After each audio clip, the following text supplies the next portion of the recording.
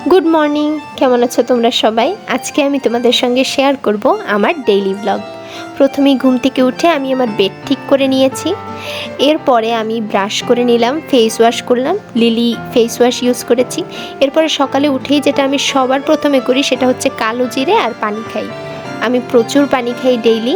আর দেখো বাইরে কি সুন্দর একটা আবহাওয়া, অনেক সুন্দর রৌদ্র উঠেছে। এরপরে আমি আমার রুম ক্লিন করে নিলাম।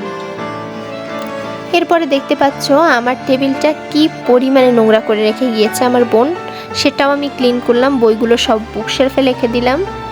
এই দেখতে পাচ্ছ আমার কিছু নিউ ফ্রেন্ড, এটা একটা নতুন অক্টোপাসের প্লাশিস, এটা আমি কিনেছি। এরপরে দেখো আমি আমার ভাইয়ের জন্য কিছু বই কিনেছি। এগুলো কি সুন্দর প্রিন্টের কাভারের বই, এর ভিতরে অনেক গল্প আছে, কখনো সময় হলে আমি দেখাবো। এরপরে সকাল যেহেতু, তাই সানস্ক্রিন তো মাস্ট। স্কিন কেয়ারের মধ্যে আমি এটুকুই করেছি, 2 স্টেপ ফিঙ্গার ব্যবহার করে আমি সানস্ক্রিন লাগিয়েছি। এরপরে চিন্তা করলাম একটু পড়াশোনা করা উচিত, সেটাও করলাম।